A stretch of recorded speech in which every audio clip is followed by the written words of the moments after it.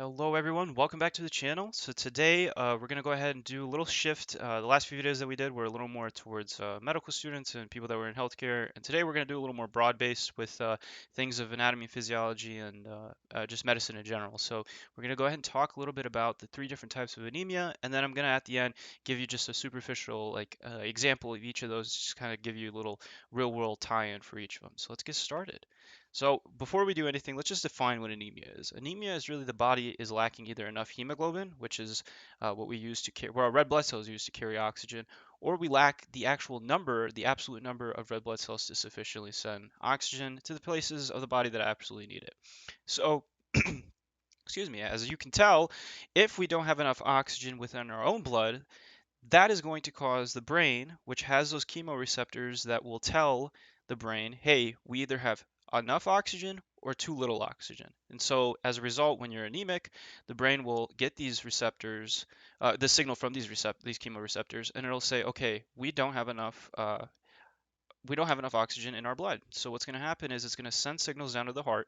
The heart will then start pumping faster and start pumping harder to compensate for the fact that we have a lack of oxygen going to the areas of the body. So if you think about it, that is going to cause a lot of strain on the heart muscle. So those heart cells and that heart muscle is going to start getting thicker and harder and larger.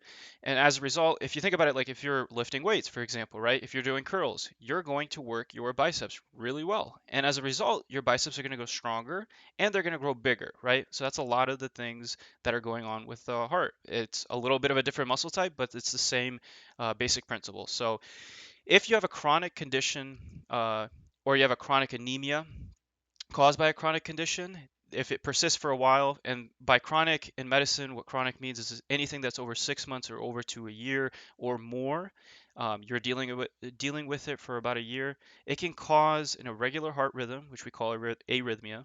We can cause an enlarged heart, which is called cardiomegaly, as well as other issues that are really beyond the scope of this video. But just know that the heart is the primary target for these issues that come about from chronic anemia. And oftentimes, people can go around being, for example, deficient anemic. They can go around being that way for quite a while and not really realize it because it's not really affecting them as, say, something like severe weight loss that would be associated with like cancer or an autoimmune disorder, right?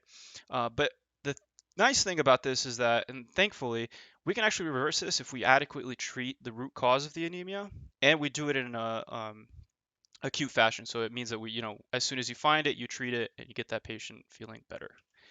So just real quick, if you've ever gotten biochemistry or organic chemistry, you've probably learned the plane of iron within heme. So this is a heme molecule. Excuse me. And it's what's going to carry the oxygen in our red blood cells. So remember, I mean, you don't really have to know this unless you're a biochem, then you definitely do. But when iron is not bound, it's going to be outside of the plane of oxygen. And the way that it does this is that there's just a ton of biochemistry that goes on, but it'll pick up that oxygen. And we have about 4 of these in a hemoglobin molecule, and we have a ton of those in our red blood cells. And that's how our red blood cells really just grab that oxygen when you inhale into your body. So how do we really define anemia? So what you're going to want to do is you're going to want to measure the patient's hemoglobin first. So the hemoglobin is given to you on what we call a CBC. That's a complete blood count.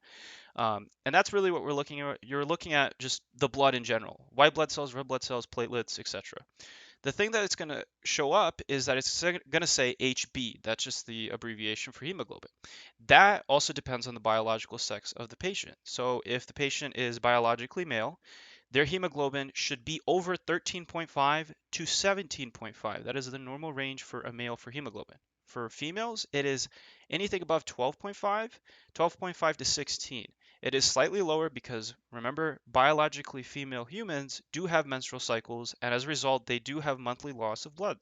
However, that is accompanied and compensated for naturally by the female body, by the body in general, excuse me, not just the female body, but just the body in general. However, we do take that into account as anyone that is in medicine by just putting a lower normal range for that because we know, of course, they're going to be losing blood regularly if they're having regular normal periods. However, if the periods are too long, there are consequences like iron deficiency anemia, which we'll talk about later. But the next thing you're going to look at is the mean corpuscular volume. So this is really just telling you how the body's adjusting the red blood cells themselves, because this is the volume inside of the red blood cells. So excuse me. It's really just telling you, is this red blood cell too large, too small? This red blood cell is normal. Their red blood cells look normal. They're the normal volume, normal size. However, they're still anemic, meaning there's something else going on. And if you do care, it's how we calculate mean corpuscular volume. That is hematocrit divided by your total red blood cell count, or red blood cells. And the next thing you're going to look at is ferritin. So remember that ferritin is the natural storage of iron. It's located in all of our cells. And it just really makes sure that the iron doesn't float freely, because again, as we'll talk about in a minute, that is a big, big no-no if iron is able to flow freely. Then you're going to look at percent saturation, which just means how many of the transferrin molecules, which transferrin is how our body transports ferritin to the red bone marrow where we produce our red blood cells so that we can make heme. And that's basically just all transferrin really does. And it's actually a really important one, so I shouldn't really trivialize it, but let's just really talk about what ferritin and transferrin are. So ferritin, it is found within the cells and it's only released when needed. So the cells will store iron for later use, typically within hepatocytes, which are your liver cells.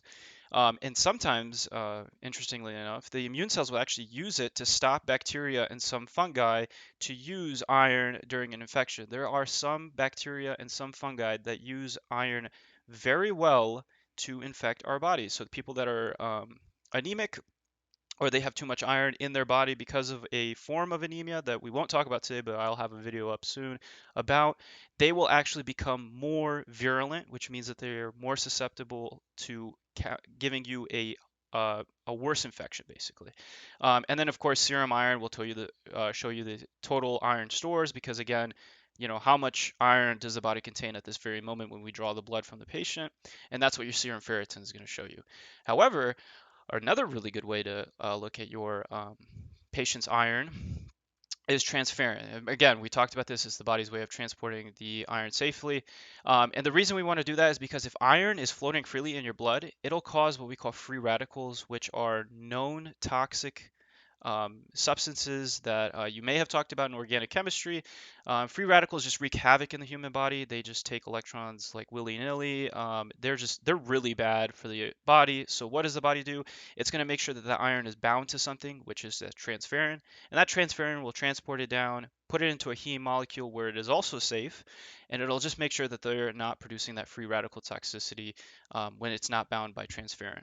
So transferrin we measure by TIBC, which is total iron binding capacity, and that's just asking the question, how much iron can the body transfer at this moment?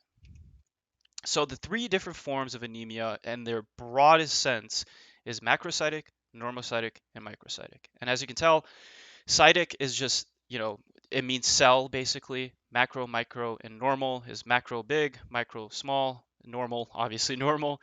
What you're going to look at and how you're going to differentiate the two is mean corpuscular volume. So any mean corpuscular volume should be around 80 to 100 for a patient. Now, this is a pretty like standard one. There's like some people that say it's just like 100, it's like 84 to 102, but just know it should be around 80 to 100. This means that if they have a normocytic anemia, it means that the red blood cells themselves are structurally okay and they're being produced correctly.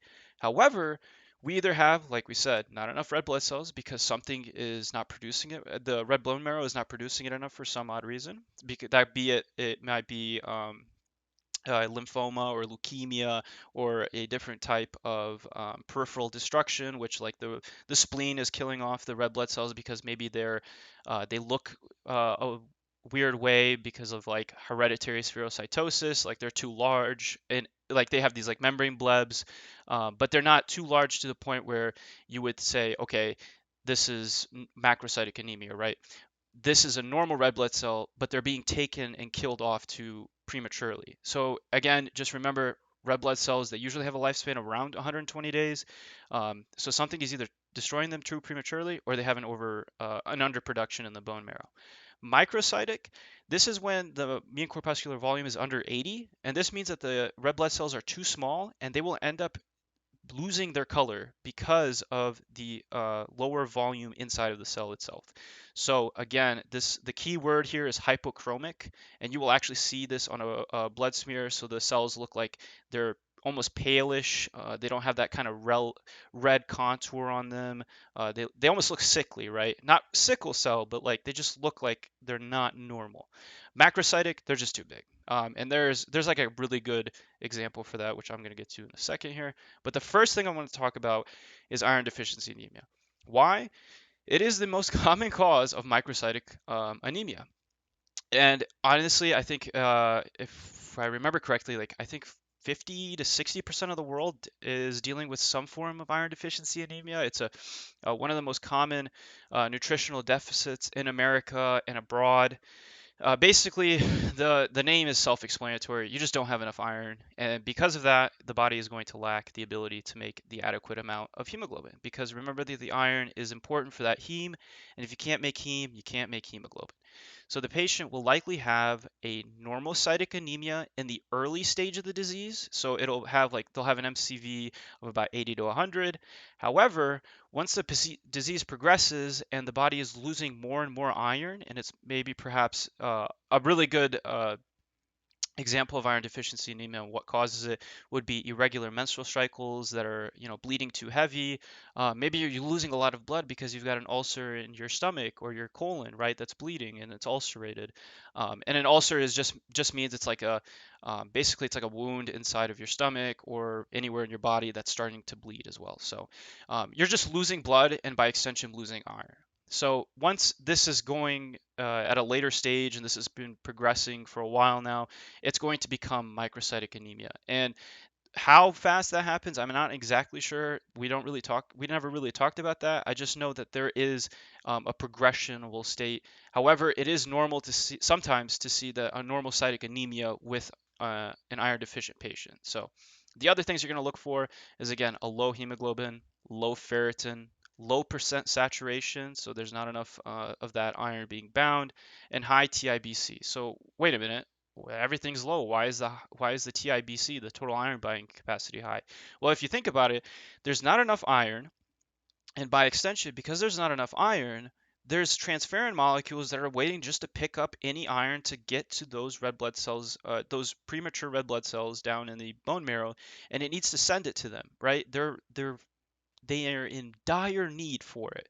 However, there's transferrin molecules in the blood that are empty, and so that by extension, the total iron binding capacity is going to be high, meaning that if you were to give that patient iron, those transferrin molecules would take up that iron really quickly.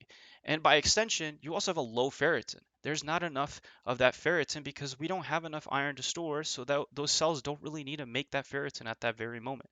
And there's also a low serum iron, obviously, because serum is just basically another term for your total blood, including your plasma and everything. But there's just not enough iron in the blood. And oftentimes this is treated with iron supplements. You can give like ferrous sulfate, and there's like other ones that you can give, but that's outside the scope of it as well. Another one is anemia of chronic disease. This is also kind of self-explanatory, but it's kind of hard to wrap your head around with like the labs that go around with it, but we'll go over in that. But basically, there's some underlying disease that's causing the anemia, either directly or indirectly. And again, what diseases cause it outside of the scope of this lecture, but just know that if you're ever asked about like anemia of chronic disease, if they ask, how do you treat anemia of chronic disease? You're going to say, well, you're going to treat the underlying disease that is causing that anemia of chronic disease. Oftentimes, it could be like a cancer of some sorts, like um, it can be an autoimmune deficiency or autoimmune disorder, for example. But what's going to happen is you're going to get a normocytic anemia at first, just like iron deficiency anemia, but then it will progress really quickly into microcytic anemia, depending on what disease is causing it. However, what's different about this, because let me go back here real quick. Remember that we had low ferritin here, and we had a high TIBC here, and a low serum iron. With this one, you're having a high ferritin and a low TIBC. The iron is probably going to be pretty normal, or it's just not going to be, well, it's not going to be normal at all. You're not really going to be looking at the iron at all in this one. So serum iron really isn't a good indicator for anemia of chronic disease. Sorry about that, I misspoke right there. But the big thing is that the ferritin is going to be high why the TIBC is going to be low. Remember, because these are inversely related to each other. So the iron deficiency, low ferritin, high TIBC, with anemia of chronic disease, high ferritin, low TIBC. Both of them have low percent saturation. Again, the big ones are the high ferritin, low TIBC. The next one we're going to talk about is the last one, which is just the best example I can think of for macrocytic anemia, which is macrocytic megaloblastic anemia. And this is usually caused by a vitamin deficiency. Either the patient is lacking vitamin B9, which is folate, or vitamin B12, which I forgot to put, but it is called cobalamin. So those are just kind of interchangeable terms, but you'll often hear folate or cobalamin because that's usually what people think of. What is really crucial and what really drives this anemia is that vitamin B9 and vitamin B12 are crucial for our synthesis for DNA precursors. So all of your cells are going to need folate and they're going to need vitamin B12 cobalamin to make the DNA to synthesize new blood cells. To synthesize any new cells that you have in your body, especially the ones that rapidly divide, like your red blood cells. So, as a result, you're going to get delayed maturation of those red blood cells. We have the tools to make the cytoplasm, but we don't have the tools to make the nucleus. So what's going to happen is they're going to be really large and they're going to be really big. So they're going to be large in volume, they're going to be large in size. On top of that, they're going to look like they're way too premature and they're going to look giant. Also, by extension, you're going to get these things, these neutrophils that we call hypersegmented neutrophils. And if you don't know what neutrophils are, these are a type of white blood cell, and they're really important like bacterial infections. And usually they're not supposed to have this many lobes. So this is actually a really good slide. This is basically we took a dot of blood and smeared it on a little glass, and now it's being looked at under a microscope. And this is what we call a blood smear. So this is a neutrophil, and these are your red blood cells. As you can tell, they don't have that donut shape. Some of them do, but some of them are just giant and they're just way too packed. It looks like there's just so much cytoplasm in there. Um, and these neutrophils have an enormous amount of nuclei. Like this one has 1, 2, 3, 4, 5, 6, 7, 8, 9, probably 10. I'm probably not even counting that right because this could probably be two of them here. And then this neutrophil has 1, 2, 3, 4, 5, and then this should be about 3 because this is the This almost looks like a normal nucleus for it. It should have like about 3 lobes kind of together, but this is just way too many. That's the big thing you're going to find, as well as a macrocytic anemia. Also, just another aside, vitamin B12 is really important for your central nervous system. So people that have a vitamin B12 deficiency, this takes years to develop, right? There is a ton of vitamin B12 because it's so important for your nervous system and as well as for your DNA synthesis that your body is going to store years of storage for that. So it takes years for someone to be vitamin B12 deficient. However, if they are vitamin B12 deficient, they may have neural deficits. So like even if it's a 30-year-old person, they may present with and by present I mean they may come to the clinic or emergency department and they may have no sense of where they are. They may have slurred speech. They may have poor control over their limbs. It almost looks like they might have a stroke, right? But what's really going on is that the central nervous system is losing that vitamin B12 that it needs to ensure that it's adequately protecting the nerves with that, if you remember those oligodendrites and all that. That's for a later video. That's just kind of an aside. So oftentimes, like they'll say, oh, this patient comes in, they're very disoriented and they don't really know where they are and they're presenting with neural deficits. So that just means that, there's some deficiencies in their cognitive thinking, but they're 30 years old, for example. Like this should not be happening to a 30-year-old, right? However, this is also really common in elderly. So, you may brush this off. Like for example, a clinician may brush this off as like a case of dementia or something. But what really is going on is it's vitamin B12. Oftentimes you can reverse most of that if you just give them vitamin B12. But the big one is vitamin B9 as well. But vitamin B9, we don't store much of it. We only store a few months supply of it, if you will. So it really takes a lot less time to be vitamin B9 deficient. But either one of these can cause macrocytic megaloblastic anemia. Um, and that's about the best example of a macrocytic anemia that you can find. So again, this was a little longer than I wanted it to be, but I hoped it was at least a little in depth. just to the point where you can actually kind of figure out what these different types of anemias are. Again, this is not a comprehensive video. These are just like the three basic types and just a couple examples. The other ones that we're going to go over are like diamond black fan anemia and aplastic anemia. Those will come in later videos as well. But again, as always, thank you guys for watching. Don't forget to like, comment, and subscribe. See you soon.